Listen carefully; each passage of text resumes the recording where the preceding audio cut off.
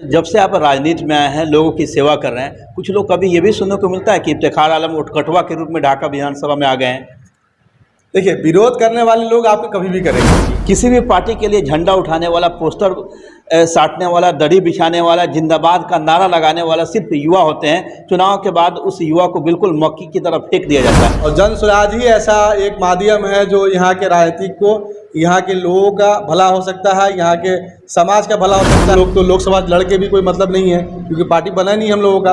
अगर हम निर्दलीय प्रत्याशी उतारते भी है तो मान लीजिए किसी को नुकसान या फायदा हो सकता है, तो कल होकर के बहुत सारे प्रश्न चिन्ह उठ सकते हैं हमारे ऊपर। आपको अगर सही दिल से काम करना होता तो आप वादा नहीं करते, करके दिखाते। आपको जनता ने मौका दिया था, आपको 1.5-2 साल का कार्यकाल भी मिला है आपको काम करने के लिए, क्यों नहीं किया? और मैं आपको क्लियर कर दूं, ये तीसरा विकल्प नहीं होगा। ये बिहार का पहला विकल्प बनने जा रहा है। तीसरा पहला विकल्प बनेगा जी, पहला विकल्प बनेगा जनस्वराज। क्या आप भी अच्छे डॉक्टर से बेहतर इलाज ढूंढ रहे हैं? अगर हाँ, तो डाउनलोड करिए बीगो हेल्थ ऐप और कराएं सही डॉक्टर से सही इलाज, वो भी बिना किसी परेशानी के। नमस्कार, आप देख रहे हैं AHO न्यूज़। मैं हूं आपके साथ आरिफ फयाद। इस वक्त मेरे साथ मौजूद हैं ढाका विधानसभा के भावी प्रत्याशी, सब समाजसेवी इफ्तिखार आलम, जनसुराज के क्रांतिकारी नेता।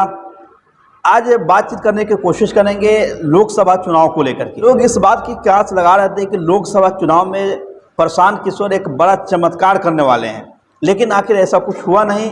जनसुराज लोकसभा चुनाव से खुद को अलग थलग कर लिया। इसी विषय में सीधा हम बातचीत करने की कोशिश करेंगे ढाका विधानसभा के भावी प्रत्याशी, युवा समाज सेवी इफ्तिखार आलम से। इफ्तिखार जी, बहुत बहुत स्वागत है आपका AHO न्यूज़। बहुत बहुत धन्यवाद आपका भी। लोगों के बीच चर्चा चल रही थी कि जनसुराज भी लोकसभा चुनाव में हिस्सा लेगी और पूरे दमखम के साथ चुनाव लड़ेगी। आखिर क्या मजबूरियाँ, क्या नौबत आ गई कि आप लोग खुद को लोकसभा चुनाव से अलग थलग कर लिए? नहीं, पहले तो बता दूं आपको, क्योंकि जनस्वराज तो पार्टी बनी नहीं है अभी तक। तो अभी तक तो एक संगठन चल रहा है। एक संगठन के तौर पे हम लोग यात्रा कर रहे हैं, लोगों से मिल रहे हैं, संवाद कर रहे हैं, कि जोड़ रहे हैं कि आप आइए, जनस्वराज को समझिए कि जनस्वराज है क्या, जनस्वराज का विजन क्या है। इसको लेकर हम लोग मेहनत कर रहे थे। कहीं ना कहीं लोगों को उम्मीद थी कि लोकसभा में पार्टिसिपेट करना चाहिए जनस्वराज को, लेकिन प्रशांत किशोर का आदेश हुआ कि नहीं लड़ना है। आपने कहा कि लोगों को एक उम्मीद थी। जो लोग जनसुराज से जो नए जुड़े हुए थे या प्रशांत किशोर के विचारधारा से जुड़े थे, उनके लिए एक बड़ा आप लोग विकल्प के रूप में उभरे थे, लेकिन उनकी उम्मीद पे तो आप लोग नहीं खड़े उतरे। देखिए, सबसे पहली बात तो उम्मीद तो अभी भी है लोगों को, लेकिन प्रशांत जी का कहना यही है कि हम लोग तो लोकसभा लड़ के भी कोई मतलब नहीं है, क्योंकि पार्टी बना नहीं हम लोगों का।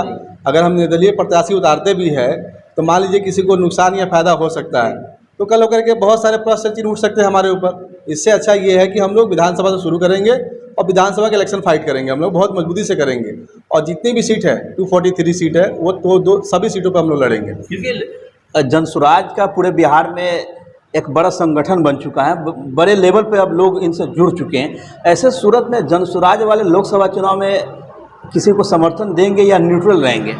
नहीं, प्रशांत जी का कहना है न किसी को समर्थन दे रहे हैं और न ही हम किसी के साथ में हैं। और बाकी बात रह गया, जो जनसुराजी साथी हमारे हैं वो बिल्कुल स्वतंत्र हैं अपने आप में कि हम किसको वोट दें, किसको वोट करें। प्रशांत जी ये भी नहीं बोल रहे हैं कि आप किसी को वोट करना है, इसको वोट करना है या उसको वोट करना है। जैसे जो जुड़े हुए लोग हमारे साथ में हैं, जनसुराज से जुड़े हुए लोग हैं, उनको ये अधिकार उनके पास में है कि आप जिस दल को चाहते हैं, जिस पार्टी को चाहते हैं, आप वोट कीजिए। उसमें कोई हमारा संगठन का दखल अंदाजी नहीं। जनसुराज से जुड़े हुए व्यक्ति लोकसभा चुनाव में स्वतंत्र है, किसी भी पार्टी को सपोर्ट कर। बिल्कुल, किसी भी पार्टी, किसी भी दल को, किसी भी नेता को, जिसको आपको लगता है कि अच्छा व्यक्ति है, जो समाज के लिए बेहतर काम कर सकता है, ऐसे व्यक्ति को आप बिल्कुल चुन करके लाइए। और उसमें कोई हम लोग का मतलब यही नहीं है।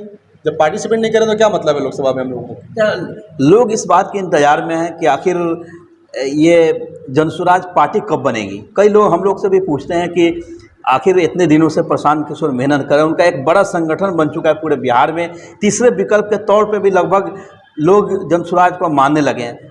प्रशांत किशोर के आप काफ़ी करीबी माने जाते हैं। कभी इस बात की चर्चा हुई है किसी मीटिंग में कि ये दल कब बनेगा? देखिए, दल तो बनेगा और मैं आपको क्लियर कर दूं, ये तीसरा विकल्प नहीं होगा। ये बिहार का पहला विकल्प बनने जा रहा है। तीसरा पहला विकल्प बनेगा? जी, पहला विकल्प बनेगा जनसुराज। और जनसुराज ही ऐसा एक माध्यम है जो यहाँ के राजनीतिक को, यहाँ के लोगों का भला हो सकता है, यहाँ के समाज का भला हो सकता है। क्या आप लोग तेजस्वी यादव जो लगातार काम गिनवा रहे हैं कि 17 महीनों में हमने इतना नौकरी दिया, ये काम किया, उनके काम से आप लोग बिल्कुल सेटिस्फाइड है कि नहीं? अच्छा, आज तेजस्वी यादव है, 30 साल से कौन चला रहा है बिहार को? 15 साल तो नीतीश कुमार, 15 साल उनके पिताजी। तो फिर आज कैसे आप कह रहे हैं कि आज आकर के तेजस्वी जी कुछ कर रहे हैं? आज उनके घर कि हमारे पिताजी माताजी क्या किए, आप उससे मतलब नहीं है, हमने जो किया उसको देखिए। फिर वही होगा कि तेजस्वी जी आज कुछ करके चले जाएंगे या नहीं करके जाएंगे, कल उनका औलाद आएगा फिर कहेगा कि छोड़िए हमारे पिताजी क्या किए नहीं किए, हम तो कर रहे हैं। क्या मतलब है इसका? कुछ मतलब ही नहीं है। आप जनता के लिए जब कुछ बोलते हैं तो आपसे उम्मीद रखता है जनता कि हमारे लिए कुछ होगा। आप लॉलीपॉप दे के चले जाते हैं, कोई मतलब तो है नहीं इसका। आपको अगर सही दिल से काम करना होता तो आप वादा नहीं करते, करके दिखाते।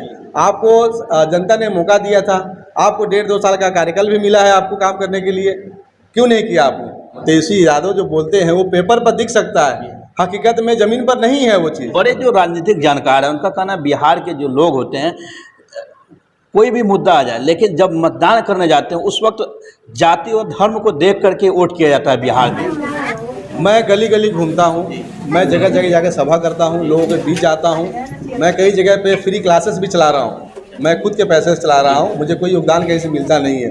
बहुत सारा काम मैं करता हूँ समाज में, जाने के बाद में मुझे मालूम चला है कि ये सब राजनीतिक शिकार है।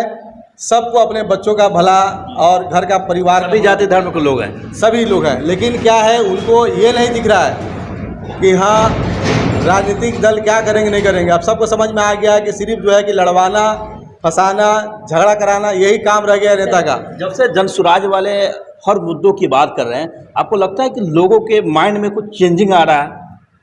बिल्कुल चेंज हो ही रहा है। अब लोग पहले जो है बदल रहा है लोग सर, बिल्कुल बदल रहा है। पहले क्या बात होती थी कि किसी को हराना है, किसी को जिताना है, अब ये नहीं हो रहा है। अब ये हो रहा है कि भाई जो नेता हमारे समाज को सुविधा देगी, शिक्षा, स्वास्थ्य, रोजगार, उसको हम वोट करेंगे। लोगों के भी तो चर्चा ये है कि इफ्तिखार आलम को ढाका विधानसभा से जनसुराज दल बनेगी तो इनको प्रत्याशी बनाया जाए। ठीक है, लोगों का अपना एक भावना है, एक सोच है, मैं स्वागत करता हूं। ऐसा खुद को आप प्रत्याशी मानते हैं? नहीं, मैं प्रत्याशी नहीं मानता, मैं एक समाज सेवी हूं, मैं काम कर रहा हूं और आगे जैसा दिशा निर्देश होगा प्रशांत जी का, करूंगा, क्यों नहीं करूंगा। अगर चाहते हैं प्रशांत जी कि हाँ आपको ढाका से लड़ना चाहिए तो मैं लड़ूंगा, क्यों नहीं लड़ूंगा। जिस तरह से लगातार आप हर सामाजिक कार्य में लगे रहते हैं, इसके पीछे मंशा क्या है? चुनाव, विधानसभा चुनाव की तैयारी करने की मंशा है या समाज सेवा करना है? सबसे पहला मंशा यही है कि लोगों का भला हो। नेता अपना भला बहुत कर लिया है। आप देख रहे हैं कई जगह पे देखिएगा तो मैं अपने ही खुद फंड से मैं काम कर रहा हूँ। मैं ये नहीं कि कल अगर मैं चुनाव लड़ता भी हूँ तो मैं जाके सीधा डायरेक्ट आकर के कहूँगा कि भाई मुझे वोट दीजिए, ऐसा नहीं है। मैं काम कर करके अगर आऊँगा आपके बीच में, अगर आपको समझ में आता है कि इफ्तिखार आलम अच्छा समाज को चला सकता है, अच्छा नेता बन सकता है, तो नेता मेरे बोलने से मैं नहीं बनूंगा, नेता हमको समाज बनाएंगे तब हम बनेंगे। आखिरी सवाल मेरा ये होगा, पिछले 2-3 वर्षों से लगातार आप ढाका विधानसभा में जमे हुए हैं, लोगों के दुख दर्द में आप शामिल हो रहे हैं, खुद अपने निजी कोष से कई तरह के सामाजिक कार्य को करा रहे हैं, एजुकेशन को आगे बढ़ाने के लिए कई कोचिंग आप चलवा रहे हैं। ऐसे समय में जब आप प्रत्याशी के तौर पर लोगों के बीच जाएंगे, क्या लोग आपके इस मेहनत को, आपके द्वारा किए गए काम को याद करते हुए आपको वोट करेंगे, जाति धर्म से ऊपर उठ करके? देखिए, कोई भी काम अगर मैं कर रहा हूं तो इसलिए नहीं कर रहा हूं कि मुझे अगर नेता बनूंगा मैं, मुझे अगर वोट चाहिए तो मुझे उसके बदला में मुझे वोट दीजिए आप, इसके लिए मैं नहीं कर रहा हूं काम। वोट अलग चीज़ है, इलेक्शन अलग चीज़ है, और जो समाज में हम काम कर रहे हैं उससे कहीं ना कहीं मन को शांति मिलती है, इसके लिए मैं काम करता हूँ। किसी भी पार्टी के लिए झंडा उठाने वाला, पोस्टर साटने वाला, दड़ी बिछाने वाला, जिंदाबाद का नारा लगाने वाला सिर्फ युवा होते हैं। चुनाव के बाद उस युवा को बिल्कुल मक्की की तरफ फेंक दिया जाता है। क्या जनसुराज जो है, अगर ये भी पार्टी बनती है तो युवाओं के साथ वही हश्र होगा? देखिए, जनसुराज और क्या संगठन करेगी वो तो छोड़ दीजिए। मैं एक वादा करता हूँ, मेरे विधानसभा के जो नौजवान साथी हैं, आप मुझसे जुड़िए और जो बेहतर समाज के लिए हो सकता है हम लोग मिल करके काम करेंगे। आपको कहीं दरकिनार नहीं किया जाएगा और बेहतर से बेहतर काम किया जाएगा, जिसकी गारंटी मैं आपको देता हूं कि अगर आपका साथ मिला तो नेतागिरी तो छोड़ दीजिए, वोटिंग तो छोड़ दीजिए, पार्टी पॉलिटिक्स तो छोड़ दीजिए, समाज में कुछ बेहतर करना है तो जुड़िए, आकर के हम लोग काम करते हैं। जब से आप राजनीति में आए हैं, लोगों की सेवा कर रहे हैं, कुछ लोग कभी ये भी सुनने को मिलता है कि इफ्तिखार आलम उठकटवा के रूप में ढाका विधानसभा में आ गए हैं? देखिए, विरोध करने वाले लोग आपको कभी भी करेंगे। आप 100% लोगों को अगर चाहिए कि हाँ हमारे पक्ष में बोले, तो ऐसा होता नहीं है, ठीक है। लेकिन आज न कल समझ में आता है तो कहते हैं कि नहीं, मैं जो पहले सोच रहा था वो गलत था, ये आदमी सही है, व्यक्ति सही है, इसका विजन सही है। चलिए, अपना कीमती समय देने के लिए इफ्तिखार जी बहुत बहुत धन्यवाद। बहुत बहुत धन्यवाद। क्या आप भी अच्छे डॉक्टर से बेहतर इलाज ढूंढ रहे हैं? अगर हाँ, तो डाउनलोड करिए बीगो हेल्थ ऐप और कराएं सही डॉक्टर से सही इलाज, वो भी बिना किसी परेशानी के।